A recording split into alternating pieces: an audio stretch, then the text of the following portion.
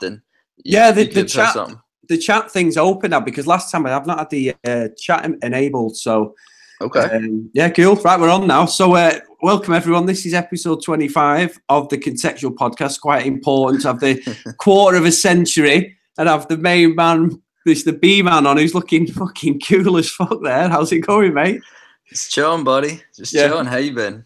Yeah, looking very good, mate. Yeah, really good, really good. I'm so glad you got in contact today, actually, to come on because it's sort of segue back onto the PES stuff, really, because we've sort of gone away from it ourselves the last few weeks because really there's not a lot to talk about, unfortunately. So this is your floor, my mate. There's quite a few people watching this. Nah, I know you wanted to do another one, so I had some time today, and we weren't able to do it last weekend. So I was like, I give Chris a shout and see if he wanted to get on. You're like, yeah, let's do it. Yeah, I'm always down to talk, footy gaming. It's passion. So exactly, passion for us all, isn't it? So especially, you might be so far away, but your ideology and ideas of what you want in a footy game and stuff is exactly the same as mine. So that's why I like when we banged heads last time, because it made so much sense to see that I'm not alone, or you're not alone, or other people who think the same. Yeah. And I think that's one of the things that was good about the last podcast was people were saying, there was people saying, like, I was fucking nodding like a dog going, yes, everything you both said. So there is, we're not going crazy or anything. So no. Go for it. Let me ask you a question. Yeah. Because I made a post on WEMB, which you alluded to before we came on. And I wanted to get your thoughts, like what the whole footy gaming realm where we're at right now. I know you come from a PES background, just like myself. That's what we grew up loving. What were the things that drew you to PES? And does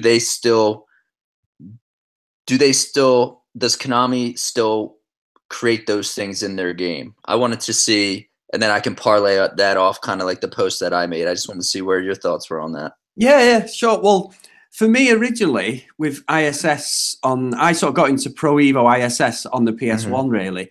And when it comes to footy games, it was always Sensi Soccer from like the Amiga, Mega Drive, SNES era. And I'd never really played the ISS, even though it was on ISS like 64, things like that. I never touched them on the SNES and the N64.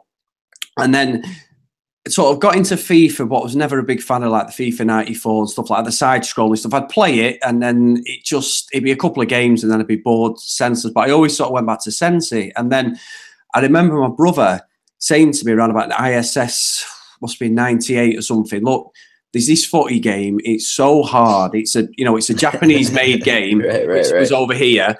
You've got to play it. Now, the thing for me was, I remember playing it and thinking, what the fuck am I playing? It was so difficult and so hard to master that I just didn't get it. I was like, I don't understand what the hell I'm playing. I didn't understand the logic, why it was so hard, why I couldn't score. And I think the thing is, and it's something I've put loads of times on posts and everyone puts it, the thing for Pro Evo that was the magic for me was getting the new game and playing 10 to 20 games and thinking, what the fuck have Konami done? What the hell is this that they've created? As in the next version, thinking, what the hell am I playing? And then all of a sudden, something just clicks and a light bulb just comes on and everything just comes together. And the problem is now, and that's why I always love Pro Evo, because I've never had that feeling with FIFA. I've never had that with anything to do with FIFA, really, to be fair, even though I quite enjoy the new FIFA on the club side of it. But what's funny is the new Pro Evo doesn't have that thing. After 10 games, I'm waiting for something to click, and then I'm like, oh, this is all it's going to be. It doesn't expand upon that sort of feeling of learning your craft in the game, really. And that's sort of where, I suppose it's where the love and annoyance of Pro Evo comes in, because there isn't much depth to it like there was years ago, and sort of discovering things. There's too much wrong. I can see whether that's just sort of rose-tinted glasses as I'm getting older and having less tolerance. I don't know, but it's not the game that I grew up with, and that's why I love it. That's why I did the podcast, because my love of Pro Evo. I'll always play the old versions of PES because they mean so much to me. whether it's my daughter growing up, she's 17 now, or nights in with the boys, tournaments with all my friends, PES was synonymous with that. And I think that's probably why I get so annoyed, because the magic's just not there for me at the moment. So what was the magic for you? Like, what were the elements of the game that were the magic for you? I think the elements of the game is you could have someone who was so far ahead of you in a one-on-one game. Like my brother could win the Masters League with default players, Costello, Menandez, Espinaz, all them sort of players.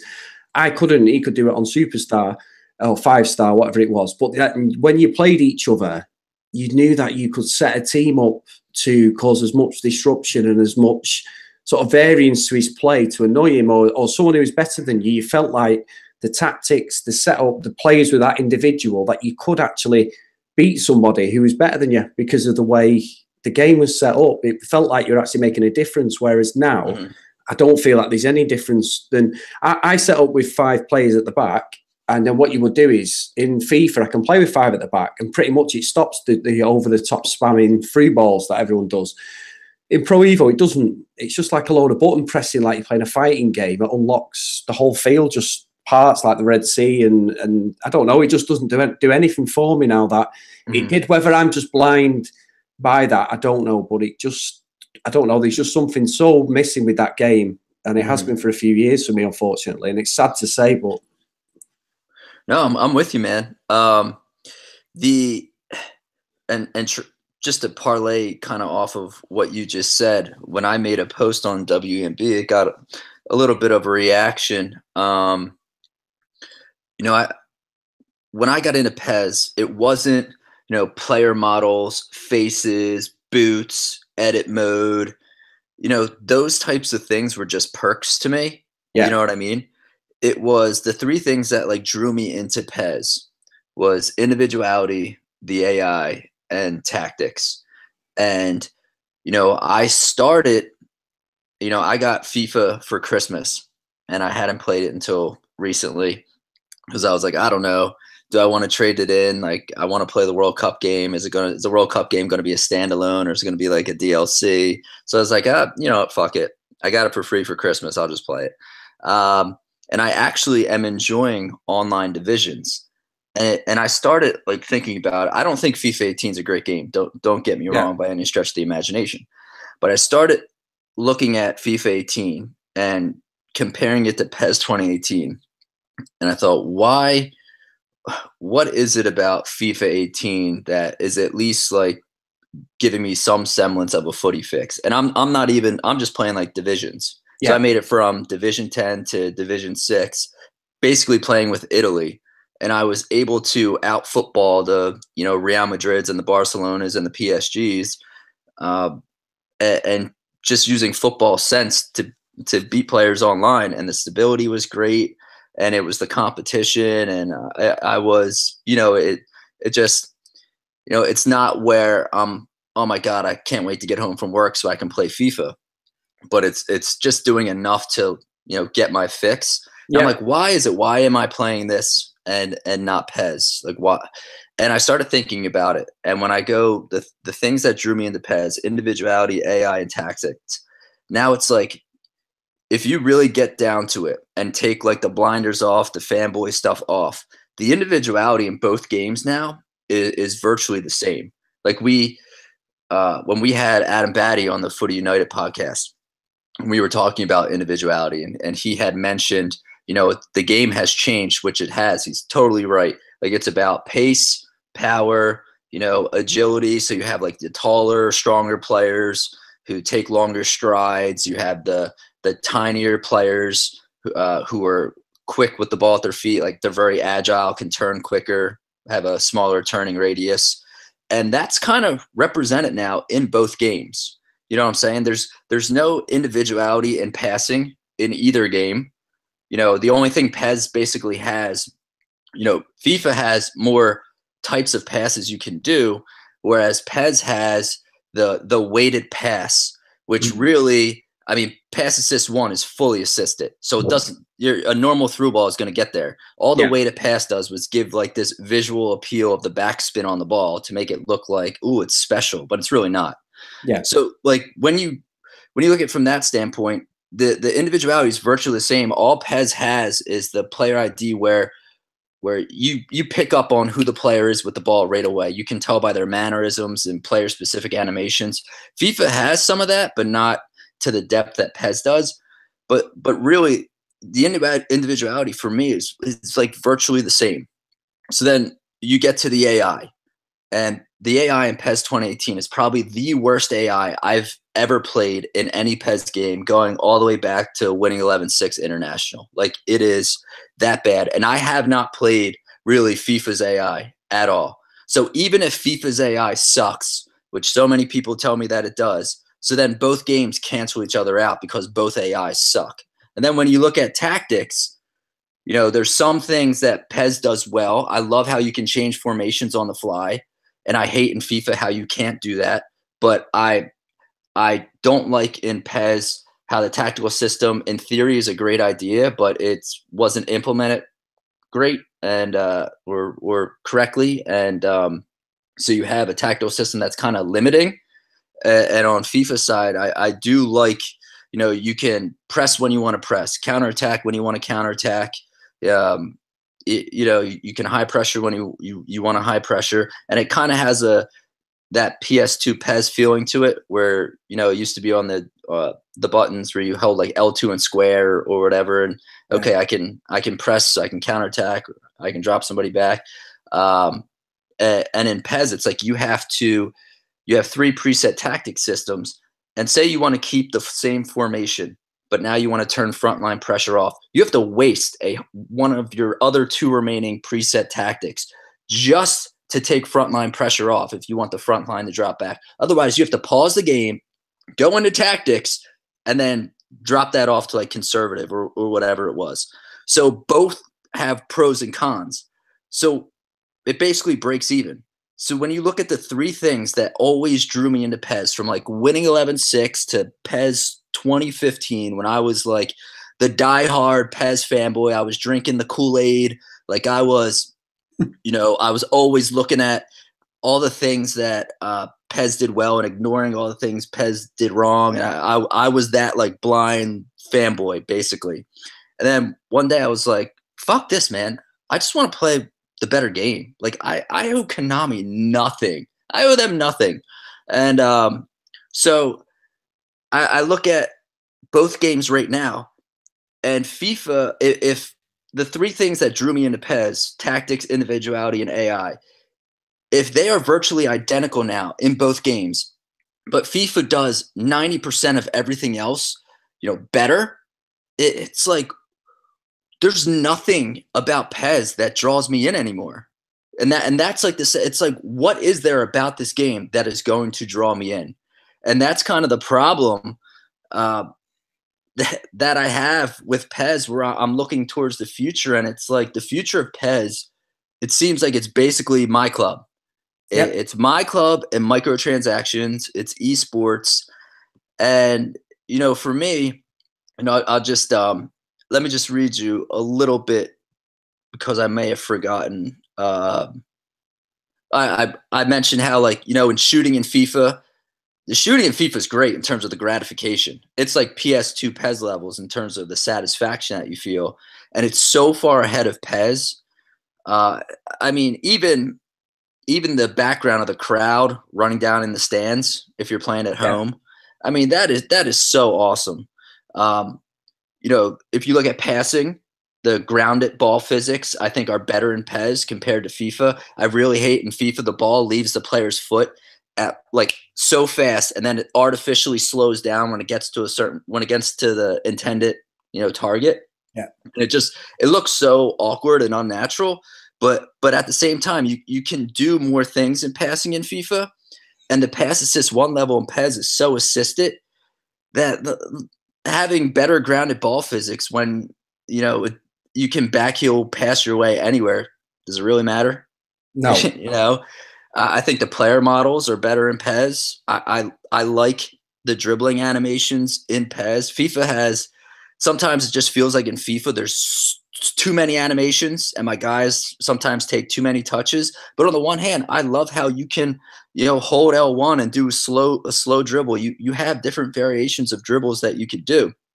And in a way, I do kind of like the dribbling in FIFA because what PES and FIFA both had at E3 is they had risk reward defending, which FIFA kept. Very similar concepts of what E3 and even the beta, that kind of risk reward. You're in control when you're defending, like total control. And then there was no catch-up bug at E3. And the last time I played PES 2018, there was a catch-up bug.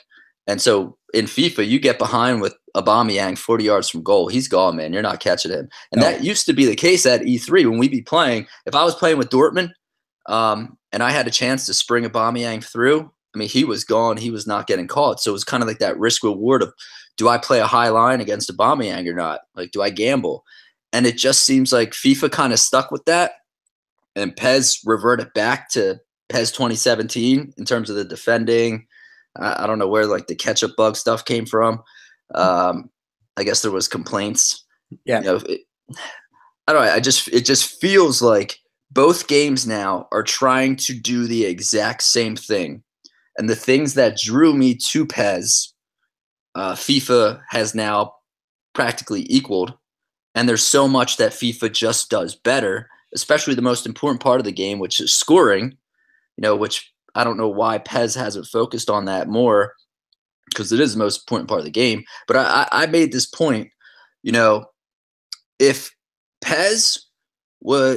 there was no history whatsoever with PES 2018, and it was a new game, it was called The Football Game, and it was made by, say, Capcom, with no history, what would people really think of PES 2018? That's kind of, I would love to know that from the, the diehard PES fans, just to objectionably set themselves aside and just mentally be like, okay, if I wasn't thinking about all of the nostalgia that PES gave me, if this game was called a different game made by a different company with no history, and I compared PES 2018 to its competitor, like what would my reaction really be? And that I would love to know that, because I just feel like from a total package, it's so far away from FIFA. And not only that, when you compare it to like NBA 2K, MLB The Show, it's just from just an overall experience. It just feels like it's so far away from everywhere else. And it's like they don't care. They're like, hey, we got my club. We got legends. We got people that are going to buy these legends and play online no matter what we give them. And I don't know if they're just going to like try to milk it as much as they can, and then who knows what happens. I don't know. What are your thoughts? Well, very good, actually, because I was watching before. I think, to answer your question, my personal view would be, if that came into the arena now as a football game, brand new, like you say, by a Capcom or whoever, it would be something people would play, and it would probably get more traction because it's an alternative and something that obviously the football sort of genre of games needs. And it'd be something where I would be saying, it's not far away, it's not far away. Give them another year. But unfortunately, because it is Konami, and we've had 10 years of this really, where whether the PS2, PS1 era was a pure fluke and someone just stumbled across a game engine that just seemed to work and settle into a football game, I don't know. And I you see, if you put your headphones on, I play a lot of gaming now with my headphones on. So you put FIFA on, and now that I'm a United fan, so obviously as a United fan, they are now inherently with EA. And I sort of knew this even when Konami had their license, because I go to the games. I kept getting emails from United saying, EA Sports want your details. Is this okay? And all that. So I just said, yeah, because I thought, well, Konami must be losing United as a license about 2 years ago, which they obviously have now. And now that United are sort of in their city have been quite prominent, United's actual announcer, Alan Keegan at Old Trafford, is one of the announcers on the game. So when I'm sat there at 6, 7 in the morning when my wife's asleep and I've got the game on, the chance of this, I know it's all stuff that as a Pro Evo fan, we all say, oh, we're not bothered about the sort of aesthetics of it and different things. But in this day, it draws you in. Yeah, exactly. It does. I can sit there Brian, and and these stupid things come on the tannoy. Like there's something that comes on all the time, and you probably can only hear it in the headphone. And some guy comes on and goes, "Can the owner of a certain car?" And they give a car registration plate. And when I'm at Old Trafford, they're the sort of things that come over a tannoy, and they're these little aesthetic things that make a big difference. And the crowd chants are correct for United, City. If you're at Anfield, you've got all this. You know, I know obviously. No, I'm wrong because Liverpool lies on Pez, but basically, most of the teams it's the correct crowd noise. And I know you think, and I've sat there on the forums and said, I'm not bothered about that. But when you put Pez on, you've got this droning atmosphere of this generic fucking loop of the crowd just going, and all this. And I'm like, it just does nothing for me. It doesn't engross me. It doesn't draw me in. The only way I can do it is, there's nothing from Pez that just draws you in. You know what I mean? Yeah, exactly. I don't know where they start. Where does Konami start and say, you know, if Adam's out there in Japan and going, okay, you know, what do we do to draw people? It just can't be, you know, come play our legends in my club. Come do all these microtransactions and buy our shit. Like there has to be something that just draws you in. Yeah. And that's like, there's nothing with PES 2018 that does that. And the sad part is, you know, E3 had risk reward defending it was so great that it drew you in because the individuality was good, the weight of the players was good. It drew you in. There was no catch up bugs. There was almost like these little chess masters within a game, which was awesome.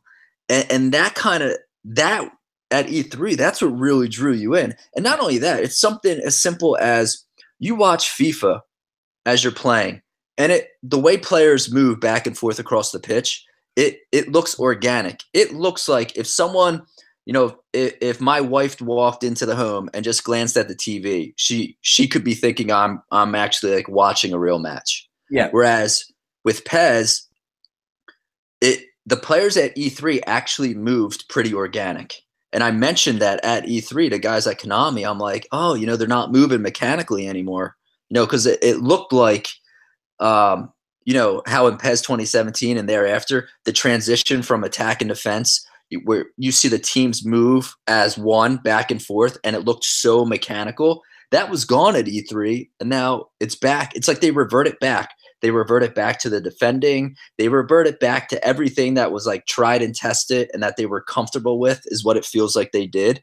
And it just took away all the freshness. It took away anything that would engross you to the game.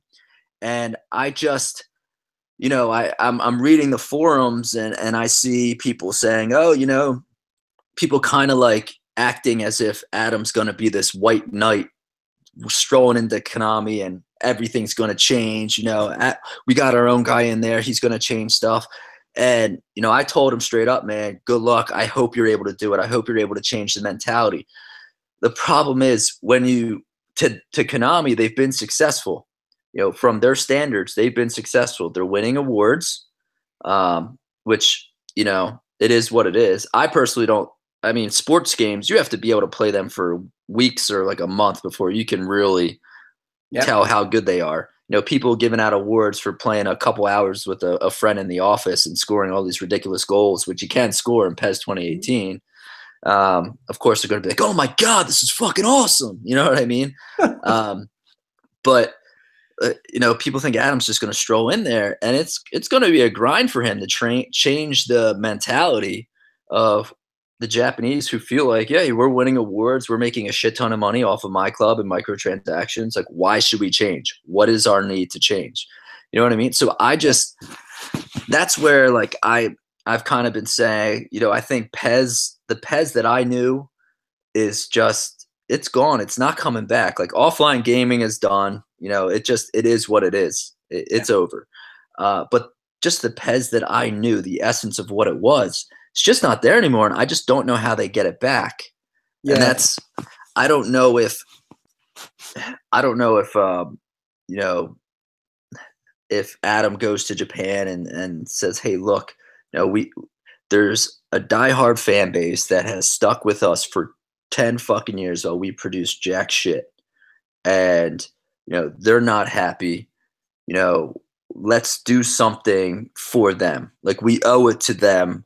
And I'm sure the Japanese probably like, nah, we're making money. We don't give a shit. But, you know, I could see him doing so, at least trying. You know what I mean? Hey, Brian, I'm with you on that. I've met Adam personally. He's a good guy. And I genuinely know he lives and breathes Pez. You've met him. You understand where he's coming from. That, you know, that phone of his is just on the wire all the time with people ringing and texting about the game. But I'm just worried, not from his point of view, that I'm not worried, but because it's a computer game, but I feel like we've already got a whole barrage of excuses lined up because his impact will not be seen for this year's game or 2019. It'll be next year. Not excuses from him, but there's already a get out of jail card because he's gone there mid-cycle of this game. Obviously, he's had an input. But we still don't know what his impact would be. That's no, exactly. Fan, we don't even know. That's because what I mean. Look, we call him the Pez Messiah because he's like him and Asim and Robbie. They're like the English-speaking kind of mouthpieces because Japan's out there in their own bubble. And I love Adam to death, but I know for a fact he eats that Pez Messiah shit up. He loves when people think of Pez. It's his face, his fucking mug. Everybody thinks and sees when they think of Pez. Oh, Adam Batty, blah, blah. So he eats that shit up. But I really, you know, he'd probably be the first to tell you, hey, look, I'm blessed to be able to be in a room with a bunch of people who are making decisions and put my input.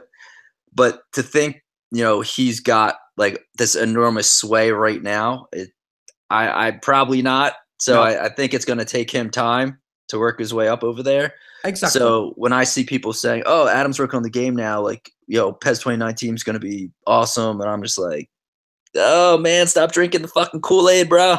Yeah, it's nice. Stop drinking that shit. One thing I wanted to say, actually, is true. One thing I wanted to say was what you said about E3 and the other playtest. I know the Anfield, when I spoke to Daniel Henry, he said the same. The Anfield playtest is, it's as if they produce this game that all the hardcore go, fuck me, this is the PES we love. And as soon as Japan get that feedback, they go, shit, the hardcore like it. That means we need to go back the other way because the casual's going to fucking hate it. And that's where we make our money. So they just go and just spin that coin the other way. So instead of us getting a heads, we end up getting a fucking tails. And it just doesn't work. And that's, I know it sounds stupid, but it always seems that the demos, the beta, I mean, this year's beta was probably the first time we've had it since 2011, but the demos that they brought out, whether they've brought one or two demos out, the first demo is the best. And then slowly, as it just edges towards sort of retail with like Gamescom play, so it just goes down, it just goes like that and goes down the shitter. And it seems like they make a, Jose mentioned this on our last Footy United podcast. It's like they seem to make a bunch of little changes that add up to a bunch of big changes. And I think that's where the problem really lies. Yeah. Because Adam told Jose, he's like, dude, it's the same game. And then Adam or Jose mentioned to him about, well, you know, there's a bunch of little changes that add up to, and he was like, okay, you know, I see what you're talking about. Yeah. It's because like, I'm pretty sure, like, I'm not that well versed in gaming development, but I'm pretty sure, you know, a lot of parts of the game are made separately. And then as it's about to go gold, they kind of put everything together. They have to iron out bugs, so they may have to tweak things, and that's where shit can get pretty messed up. Yeah, and I think it's a shame, really, because the guys end up just fucking firefighting completely with, you know, the comments, and I just struggle when we can blatantly see what's wrong with it. It's their job; they have to toe the line. They can't sit there and go, "The game's fucking shit," or "What the hell have you done?" Behind closed doors, they might do that. I understand that. I just think I struggle now to give any feedback. I say it all the time, but what's the point filling these surveys out because they don't mean nothing. Nobody listens. No. They can sit there and go. The thing is for me, Brian, what's happened this year with the goalkeepers and the defending has been there for 5 years, and I don't understand why it's took. And I'm not saying I'm not a great Pro Evo player by any stretch of the imagination, but I can't understand why it took people so long to see the problems where you press 2 or 3 buttons and that defense just goes like this. You have a star player like Ronaldo or Messi. Once they go into an animation for a skill, that defender can't do anything. The animation just do not clip. So until that's happened and they go past the defender, then you can react. But by then, because they're so fast and so far stat base wise better than that person who's defending, it's just a total mismatch. And I just struggle. And as soon as you go online, it's just an absolute fucking disgrace online. It's just forget about it. I was watching a couple tweets, people posted videos, and it's almost as if, I don't know if it's just the way people had teams set up, but it looked like the space got bigger than I even remember. The space in midfield, it is, and that's another thing. Like I'm playing FIFA, and there should be, football is like groups of players trying to defend space, and you trying to break them down. It's basically what you see on TV. It's what you see when you play. And it's like in PES, the game artificially gives you space. Like it's, hey, look at all this space we are giving you. Go ahead and take it. If you don't take it, you're a fucking idiot because I'm giving it to you. Go ahead, take that space. Yes. It's true. I find with football, it's like, obviously, a good analogy is football is like, in a professional level, not like at a low level Sunday league or sort of, like if I was playing football or anything. I've never played at any standard of football, but when you play at that level, to see a professional team set up 11v11, it's like trying to pick a lock. Sometimes that lock comes open easy and you'll get games where it's 2-3 goals, but then other times it's not. Or it's like a boxing match where two boxers are evenly matched. Someone's there jabbing, hooking, they're doing whatever they can to try and crack that code, break the lock. What they do with Pro Evo is it doesn't have any fucking lock whatsoever. It's just a lock from the start. Because I always have a problem with football games, and FIFA does this slightly, is if you set a team up a certain way, I always have 5-2, 1-2 on FIFA because it stops a lot of the cheating online with people spamming over the top. You always have a man who drops in.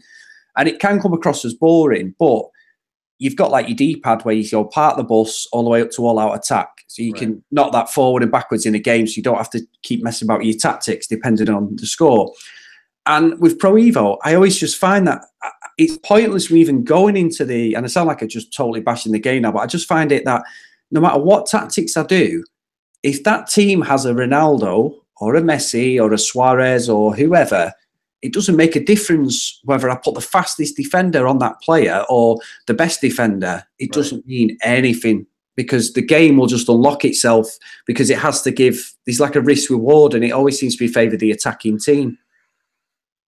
And I know you said it sounds like you're bashing PES, but FIFA, like I made it from Division 10 to Division 6 in FIFA.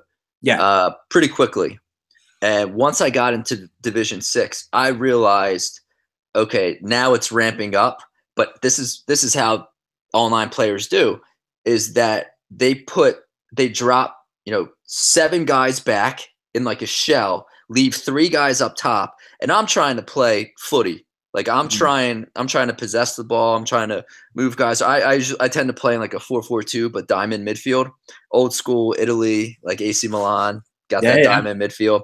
I love bombing my wingbacks forward to create width. So that's how I play, and I possess a lot of the ball. I'm still not that great at dribbling yet in FIFA. It's taken me a while to get used to. So I tend to pass a lot. I'm trying to break this shell of 7 down. These guys who are really quick at defending and switching. Player switching is like key in defending in FIFA, pretty much. And then if I get dispossessed, then all of a sudden they hit a long ball to one of the 3 guys up top and just try to sprint counterattack against me. And that's what I noticed. So I have to kind of go back to the drawing board a little bit and figure out what I'm going to do, if I'm going to stick with Italy or not. But that seems to be how, once you get to a certain level, that's how the FIFA guys are doing it. Hey, we're going to defend in the shell, leave 3 dudes up top. We'll give you the midfield. Like, we don't even give a shit. We're just going to drop everybody back, break me down. If you can't do it, I'm going to quick counterattack you. So FIFA has its issues too. And it's just, but at least it just feels like football to me. Even with the issues, even with how I hate the ball physics in terms of the ground ball physics in FIFA. There's things I really do not like. I don't think FIFA 18 is a great game. I still think FIFA 16 before the January patches. Oh my God, that game was awesome. That game was the first game probably since like the Euro 2008 game was probably the first EA game that I really, really liked. And I don't know. We got basically two games now that do the exact same thing, that are trying to do the exact same thing, but one does so much else better, if you get what I'm saying. Of course I do, yeah. And now I just don't know where Pez goes from here. No. Like, because those loyalist fanboys, and look, I'm not pretending like my opinion is gospel or anything, but in this case I really feel like Matthew, Mark, Luke, and John, like, reincarnated. Like, I just don't see what the draw is. I just don't see it. I don't know. I want somebody to explain it to me, because I was there. I was from winning 11-6 to like PES 2015. I was that guy. And I just don't know. Like, I just don't. What is the difference between PES and FIFA right now where it matters? Like, I just don't. I don't know, man. Yeah, I think as well. I think that's why you might be drawn to it. Like you said, is hand on heart. It's the presentation wins over. I remember the PS3 PESs where I was importing MP3 chants for United, and you had to sort of put them into the music in a certain. Oh yeah, I did that too. Yeah, and we did all that, and you had to make it into something resembling a matchday atmosphere, and obviously the edit files was a big thing back in the day, and I used to buy the magazines because certain magazines would have edit files on there you could download, or you could get a USB with, and things like that. And I've done all that. I've imported from Japan games for winning 11 games and stuff, and had discs, copy discs on my PS2 would run them, that. And I've supported the product for so long, and I just think there's so many things you've got to do now to make it play, not even out of the box. It's just, I don't know. The thing is with FIFA, and I find this with Pro Evo, is I play pro clubs nearly every night on FIFA with my family. So I play with my brothers. My daughter's 17. She loves FIFA. Great mode, by the way. Yeah, it's a great mode. Absolutely. Great mode. If you ever want to jump on, Brian, we're always on it. Love it. Always on it. I was playing with FIFA 16 was the last time I played pro clubs. And I was on a team with Jose and Nestor and all their friends. So we actually had a team of like 10 guys.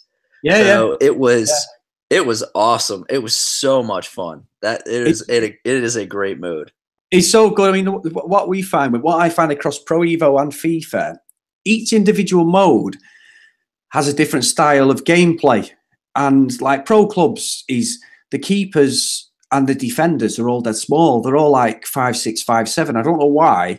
Obviously, normal central defenders is like 6'2", and there's a bug there. And the keepers are so bipolar as such, where they can be absolutely like the old Pro Evo stuff, but it doesn't ruin the mode or the immersion of the mode. Now you play Ultimate Team, and that'll play completely different to divisions. Online divisions, what you play is what I would play if I was going to play one-on-one on FIFA. Right, I have no desire to play My Club or Ultimate Team. No, so I'm not even going to touch either of them. Well, actually, Brian, answer me this question with My Club, because I struggle like mad with My Club. When it first come out, I was a big MLO fan, Masters League Online from 2011. Yes. I fucking loved that. The passing was correct. Everything was great. I loved hunting in the transfer market for players. So I'd go, right, my brother would go to work. I got to work, and my brother would be still at school. And he'd go, right. I'd say, right, I'm going to finish early. I'll come to yours about 2 o'clock or whatever, 3 o'clock. And we'd sit there for about an hour before I picked my daughter from school, hunting for these little gems of players, and you could use a transfer market and you could play it online. It was great mode. 2012, they changed it. Disaster contracts come in. And then from there, they've got this sort of hybrid My Club, which is neither a Masters League nor the Masters League Online. And I don't understand why tactics of your team, like a 4-4-2, is hidden behind a manager, and how you can't change it mid-game. You've got to stick.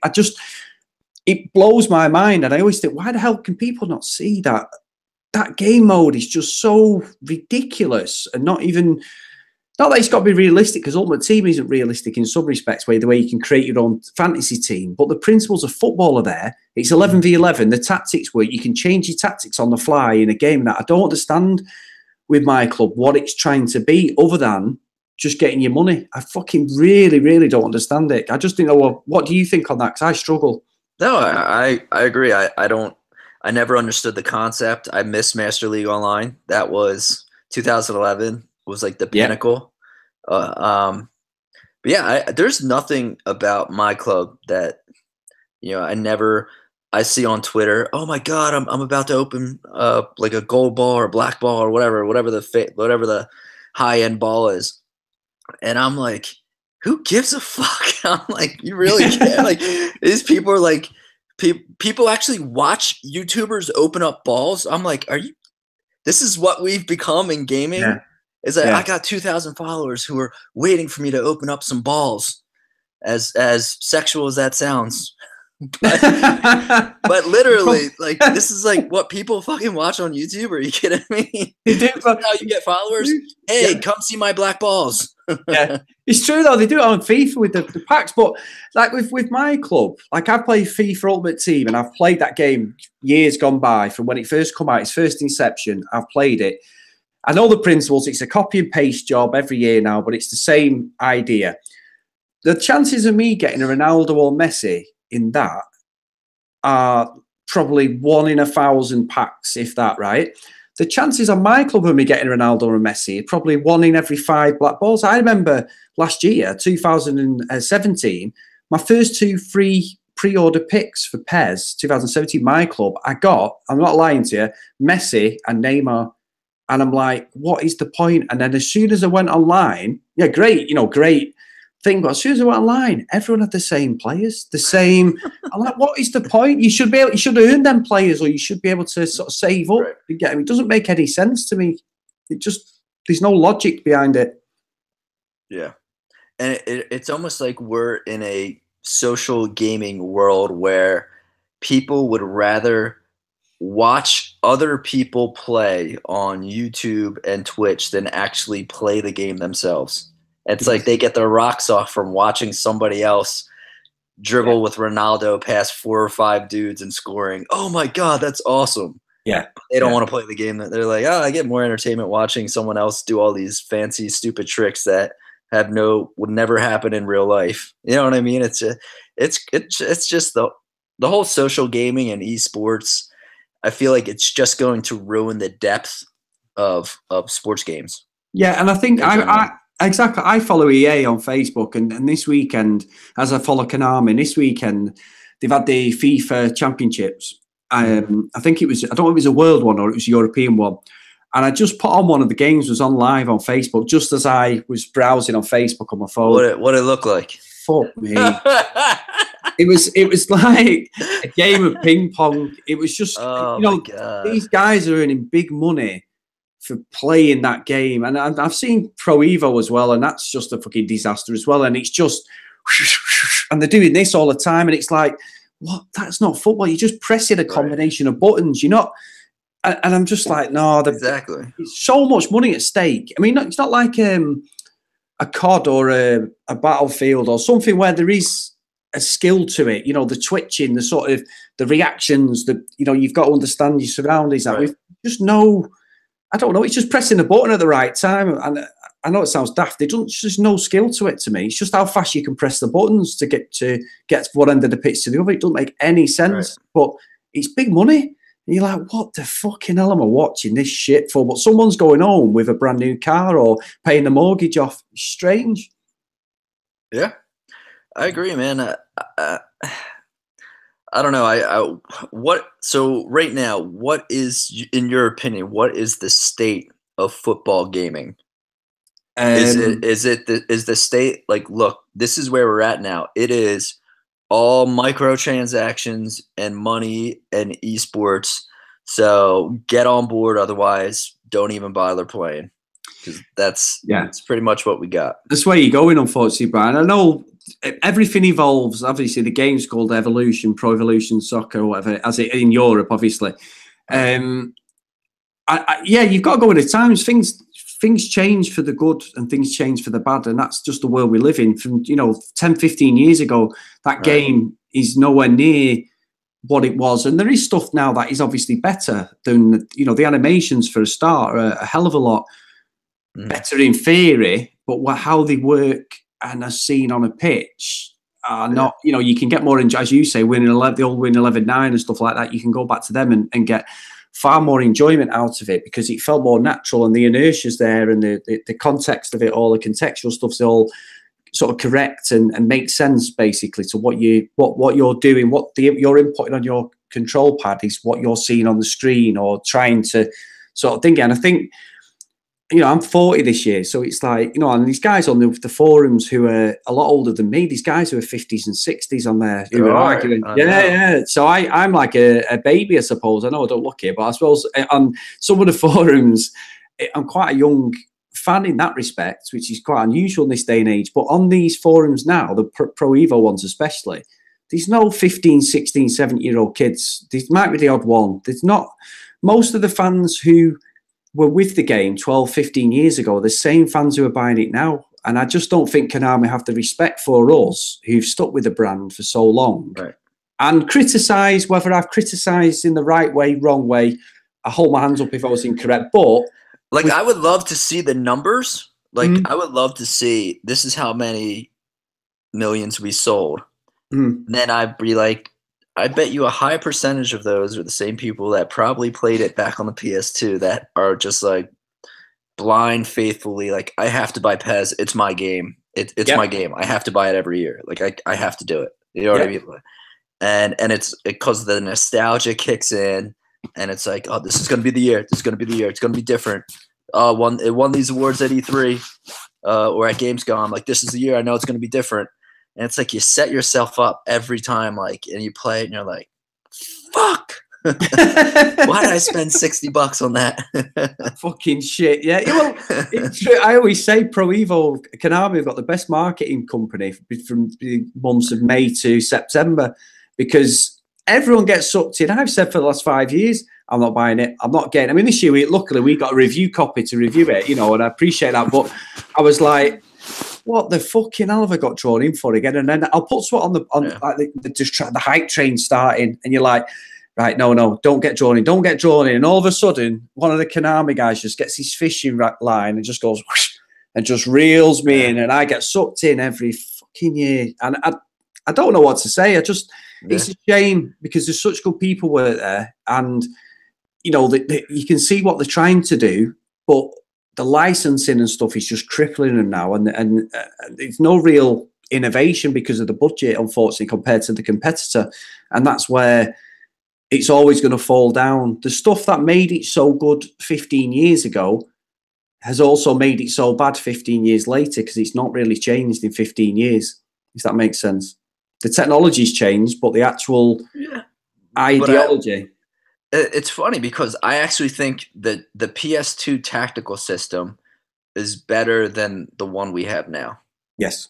I think the individuality was, while I totally agree that the game has changed. You watch a game from 10 years ago, you watch a game now, just the game of football has changed. Yes. It is a more athletic game. Me and some of the guys always have a conversation. If Pirlo was a 20-year-old kid trying to come up through the ranks, given his skill set, which was basically he was a great passer, had great vision, but he wasn't the fastest guy, wasn't the most agile guy, wasn't the best defender, wasn't the most physical. Like, would he break into, the first team of a big club? Yeah. You know what I mean? Like, if a scout was looking at him, like, would he break in? You have to ask yourself that because the game just has it has changed. And I think in the PS2 days, the game at that time, when you think of the Gary Nevilles, the David Beckhams, you had players that were, you had the star players each had like a unique skill set. So, David Beckham, it was his crossing. Gary Neville was kind of like his defending, his energy. He was kind of the pest, you know what I mean? Yeah. So you had players that they all had unique skill sets. And now with academies being more prominent, you can see it in the game. Players are now almost like robots. It's like a jack of all trades, master of none. Like you have players who are interchangeable, who are, good at a lot of things, but not great at one certain thing. You know what I mean? Yeah. So you almost have like robots now. The individuality in the game has basically changed where it really is speed, power, and agility. So I totally agree. How does that now translate to individuality in a video game? And I think, FIFA and PES in a way have kind of done it right, except the difference is, in FIFA, there's no catch-up bug, and the defending is still risk reward. So I feel like the individuality is able to shine more in FIFA, whereas since PES changed and got rid of the risk reward defending that it had early on in development and went reverted back to PES 2017, it's lost the essence of making that individuality shine. Yeah. If that makes sense. And then you totally both games have basically disregarded any individuality when it comes to passing. So they really just don't care. They want a system that works online. And the thing is, I will say in FIFA, you can do more variety of passes. And even with FIFA, I play on semi-assist passing. And that's probably Jose said you're crazy for playing semi-assist online in FIFA and passing, but whatever. But if I'm not really having somebody in my line of sight in FIFA and I try to pass to someone I'm not really facing, the pass is most of the time is going to be off. Whereas in PES, they'll just send like a ridiculous, bullet back heel, just like this accurate pass on pass assist 1. So in a way, FIFA does have a little bit better passing error. They have definitely more first touch error. And these are things that's what I'm saying. Both games are trying to do the same thing, especially early on. Like PES 2018 with the way that the defending worked, there was definitely more first touch error early on. And it's almost like you can see that they were taking some elements from EA and molding them into the things that they do well. And now it's just they just said, yeah, screw it. We're just going to go back to PES 2017 with certain stuff.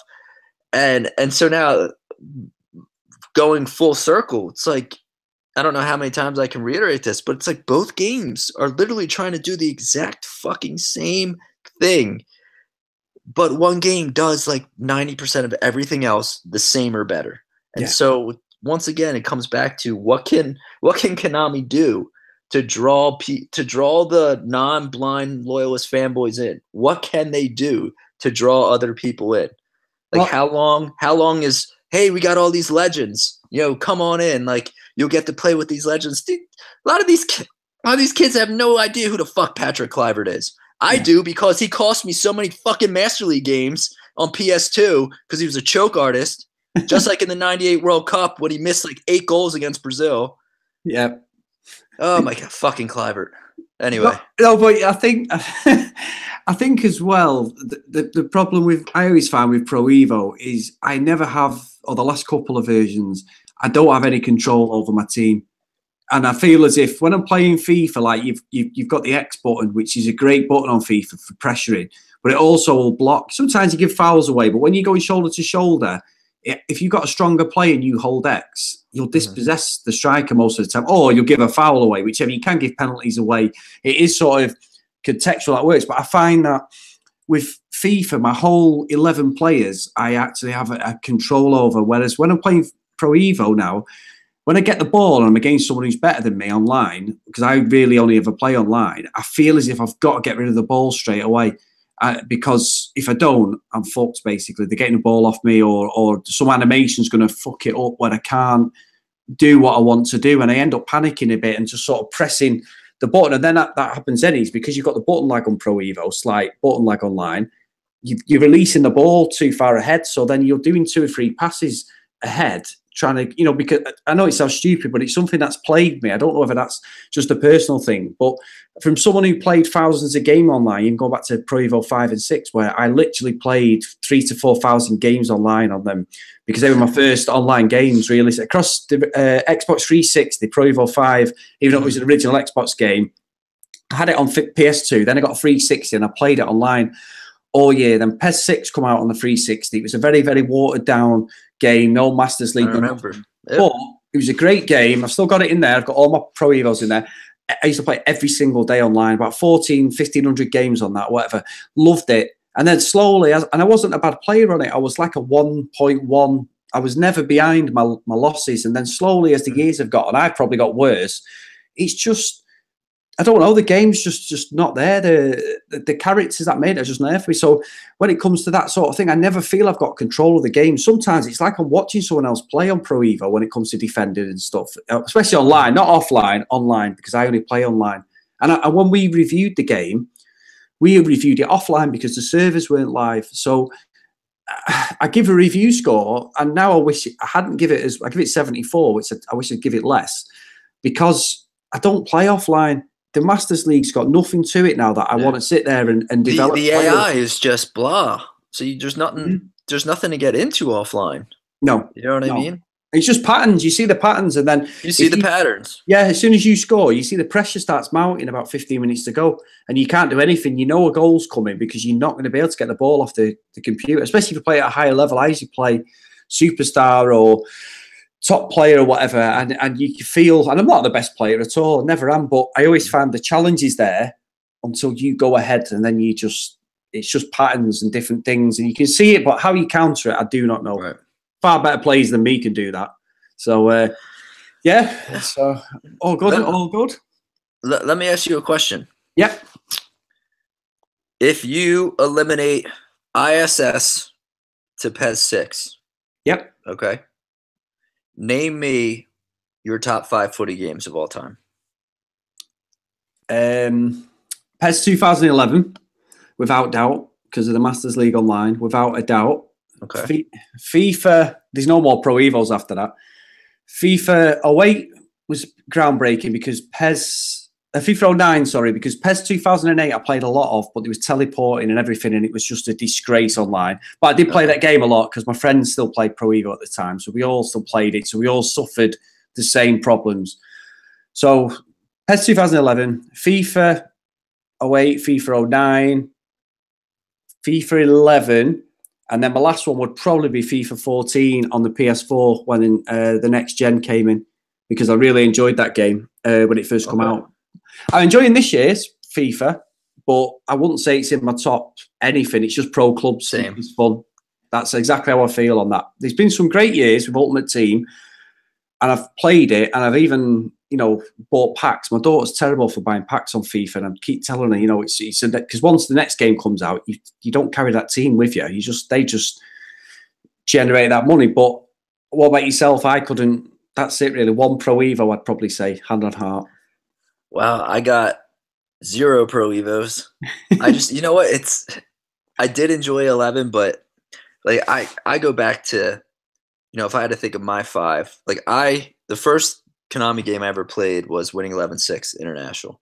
Yeah. Being over here in the US, everything was FIFA. We didn't know anything else. We didn't see any advertisements for ISS or anything like that. It was always EA Sports. It's in the game. Like everybody knew FIFA.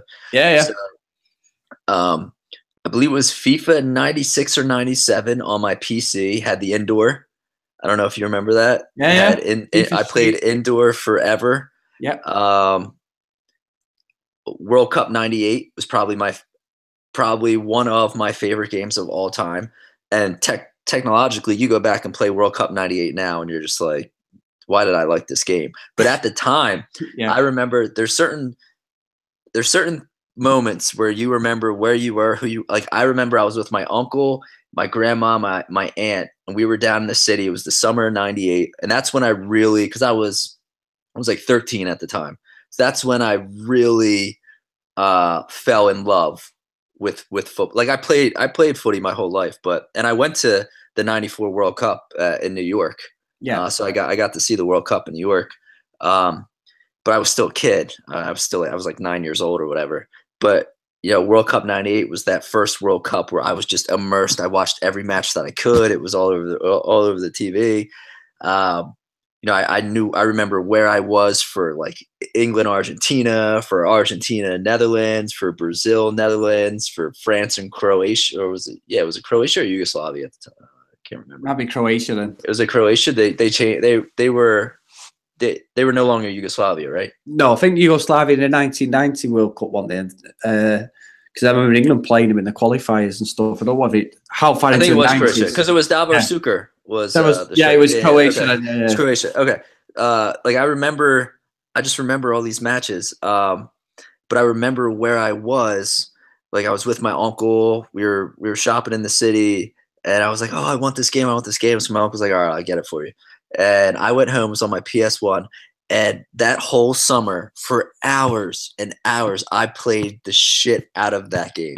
And I just remember, that game was just seeing Alexi Lalas holding up the World Cup right after I won with the U.S., knowing that this would never going to happen in real life. But it was just so awesome. So that's probably one of my top five. What else? Euro 2008 game. Mm-hmm. I thought was awesome that EA made. I played that game online.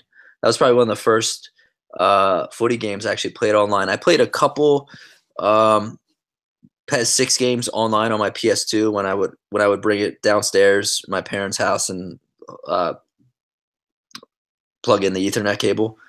But I wasn't always allowed to have my PS2 down there. So when I had time to do it, but Euro 2008, that summer, I played it a lot. FIFA 16 before the January patch was just, it reminded me so much of PS2 PES. It just did. How you could, I just remember playing online divisions. I must have made it to, I think it was like in Division 4 in FIFA before the January, because I didn't play it until like Christmas. Yeah, I just never bought it. And then I remember Jose and Esther were telling me, dude, you got to get FIFA 16. Like, it's good. It's different. I'm like, all right, I'll play it. So I got it, and I'm like, oh, man, what have I been missing? And then like 3 weeks later, they patched it and totally made it back to like FIFA 15 again. Yeah.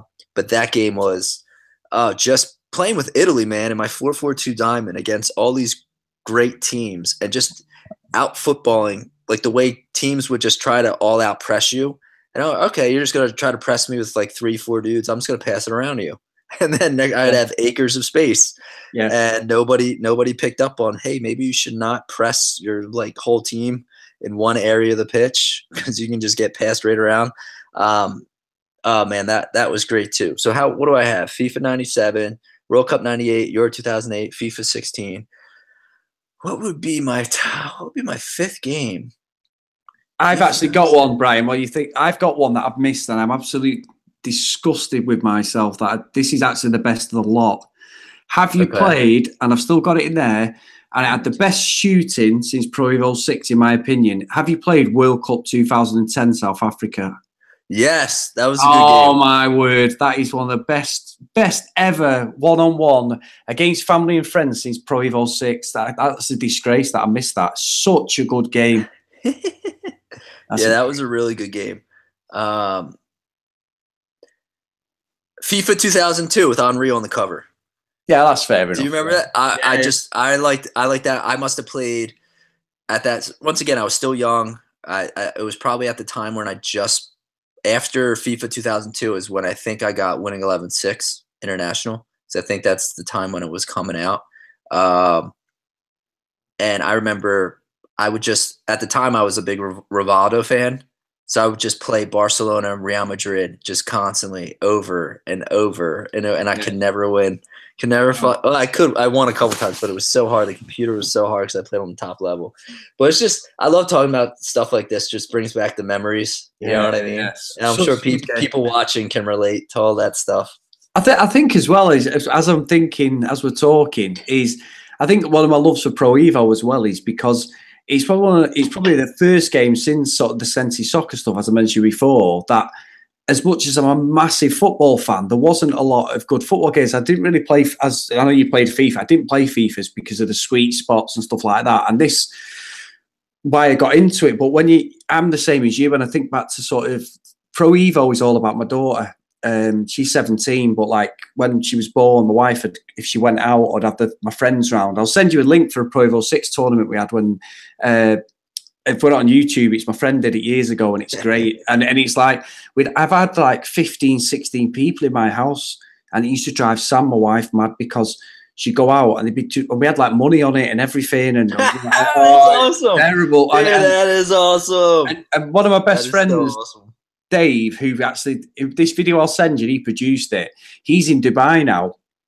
And we went to school. He's a couple of years younger than me. We went to school together. I've got a loud voice, but he has got the loud. And my wife used to say to me, when I go out, if I come back and Dave is fucking talking, and I'd have to keep him in the living room because he used to wake Jordan up because she was only 2 or 3 years old at the time. And every time Sam would come in, she'd be sat on my knee while we're playing Pro Evo. She couldn't sleep because he was so fucking loud. And it's just, they're the sort of things that like taking days off. I remember going to game in Manchester in the Trafford Centre.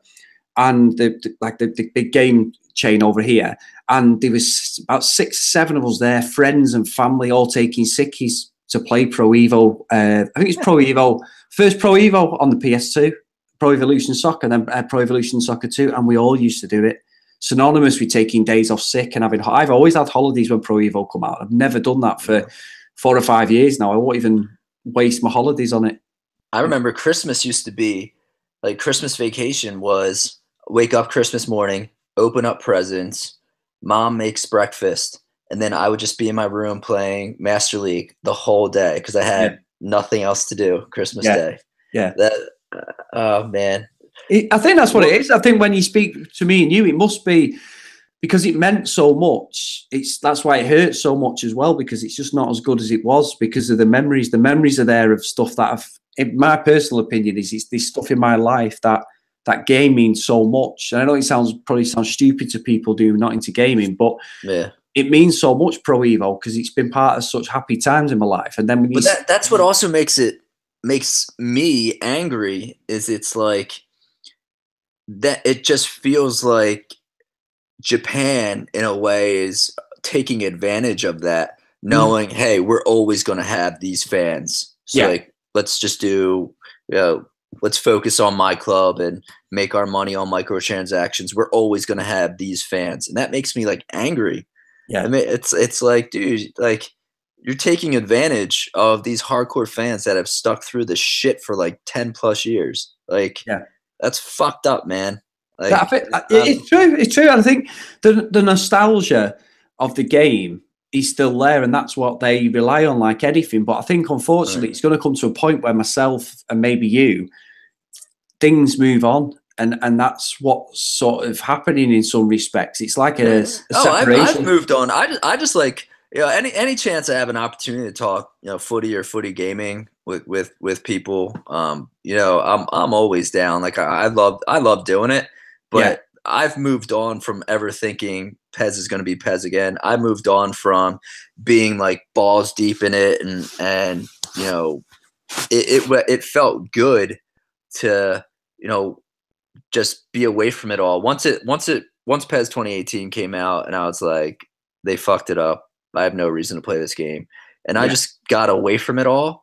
Like those months from the game that was released until we did like the Footy United podcast recently, you almost felt like the guys that are talking, it almost felt like there was a weight off our shoulders. Like, we don't have to worry about this. We're not hoping for this or that. We don't have any expectations. We don't have to try to make a podcast and talk about all the ins and outs when we know nothing's going to change. Like, it just felt like there was just a relief, a weight off the shoulders. Like, we don't have to do this shit anymore. Like, it's a good segue, Brian. Sorry to cut you off.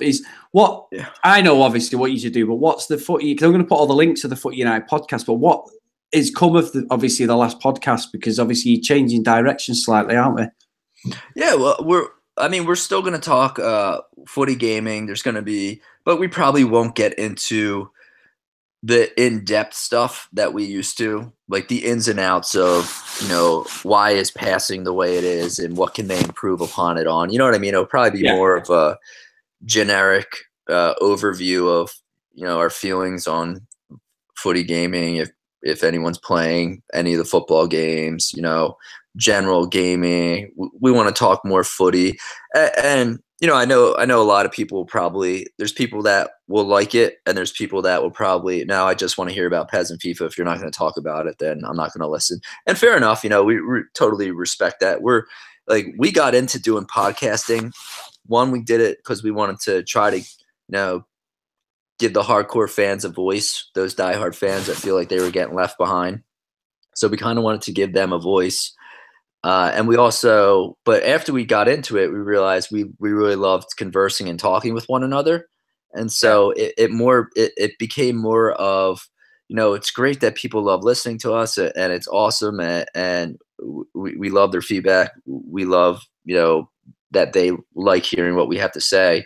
But a lot of it changed to, hey, we love just talk. It's a way for us to get away from our wives or kids and come on a podcast every once in a while and just be able to talk, like as friends that you haven't seen in a long time, and you get them on the phone and you end up talking for like an hour and a half. You know what I mean?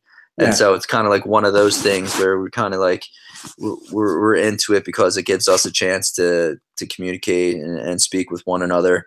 But yeah, we hope people like it. We're still going to talk footy gaming. It's just not going to be to the depth of, for example, what we're talking here. Where we spent over an hour talking about PES and FIFA. It's probably not going to be that in depth, and nor should it be, because when you look at the state of the games, like I said, like what's there to really talk about? They're both trying to do the same thing. Yeah. Like everything's about esports, everything's about online, everything's about microtransactions. There's nothing really to get into with either game. This is what they are now. To me, this is what the state of footy gaming is right now.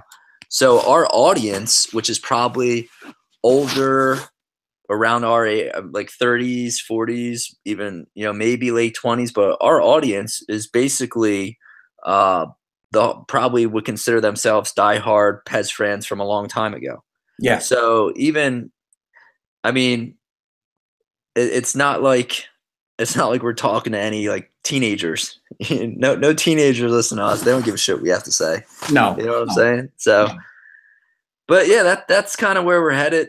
And, we love doing it, so we're going to continue to do it. I'll hop on with you, Steve-O, Pez Hunter, whenever you guys. You're always welcome on. Always, Brian. It's been brilliant. We'll wrap it up now. Is there anything you want to say to everyone before we go? Well, Asim texted me and said it was looking like I was getting a BJ right now. And I just want him to know that, yes, I am getting a BJ right now. It's not from me, though. It's been an hour and 20-minute blowjob. But I appreciate people like to hear my views. My Twitter handle is bman @Brian_footy. If you want to hit me up, I try to always respond to everybody who hits me up. I love conversing about footy. About footy gaming, it's just my thing. It's my passion. It's unfortunately the state of the games are what they are right now. Yeah. And the only thing I can say is, just because Adam's there, don't get your hopes up. This way, if he's able to come through faster, everyone will be pleasantly surprised. Yeah, me included. Because if he doesn't come through, then everyone's going to hate on him, and which that's. It is what it is, but it's not how it should be. Because I think if anyone's going to change anything, him being over in Japan, it's going to take some time. Yeah, it's going to take some time for him to work his way up the ladder, get into a more development producer role, and see what changes he can make.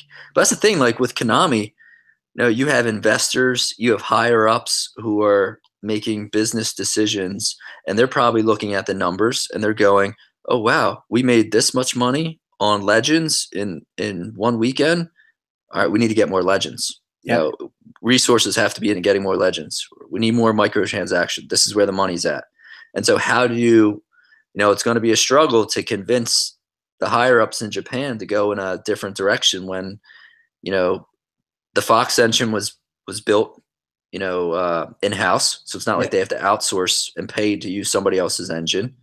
They have a small development team, so it's not like their expenditures is high. It's not like they have a ton of money that they have to spend in development, unlike EA, which spends a shit ton of money on advertising and has a huge team. So they need their sales to be high so they can make a profit.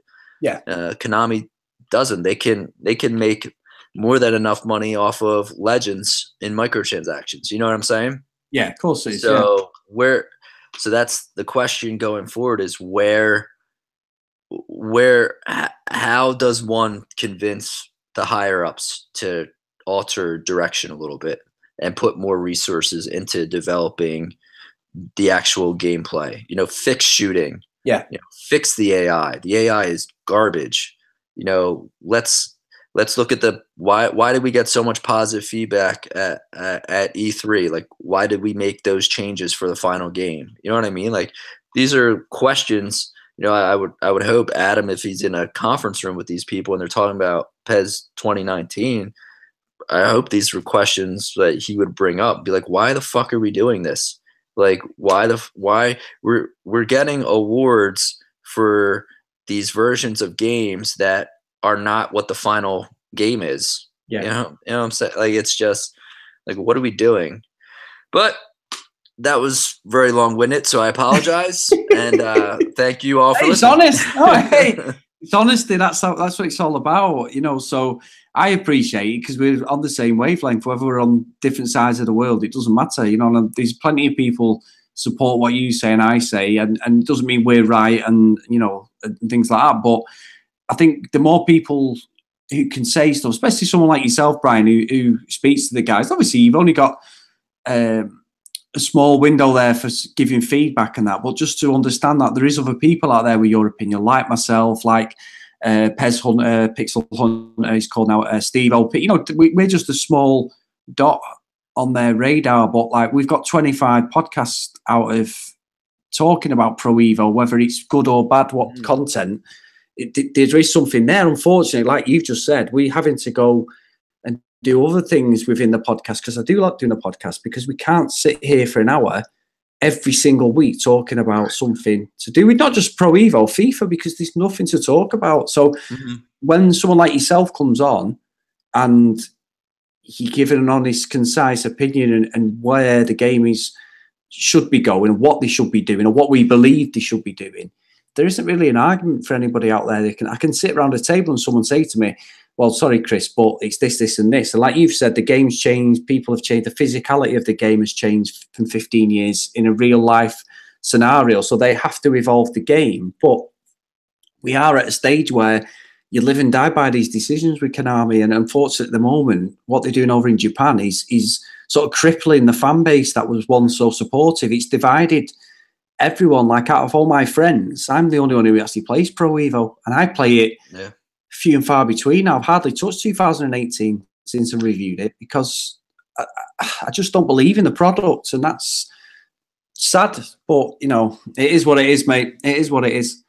But so I just want to thank you for coming on, Brian. Absolutely. And, text asking back and say it wasn't me giving you a hand job or anything like that. Who was in different rooms, and I'm glad he must have been watching it. So yeah, that's good. So just anytime you want to come on, you can come back on, and I'll get the other guys on as well. It's just because they were doing other things. I could only get myself on, unfortunately. No, it's cool, man. All right, this was great. Thank you for having me.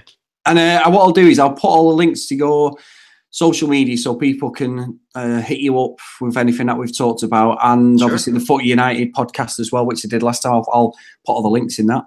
All right, so you can lead out if you want, Brian, to everyone. Oh no, you lead out. It's your podcast, buddy. You lead out. I'm just happy to be on, man. That face was like, what the fuck? I have no problem. I'll lead us out. No. So I'm going to lead us out right now. Asim, you're a big fucking douchebag. No, I'm just kidding. Go ahead. You can lead us out. No. It's your thing, man. Yeah, no, thanks, Brian, for coming on. And thanks, everyone who's watched, even by the looks of it, asking whether he thought there was some sort of sexual gratification going on. I don't know, but it's been good. And I hope he's listening and listened to what we've both said for the good things, not for the bad things. So take care, everyone.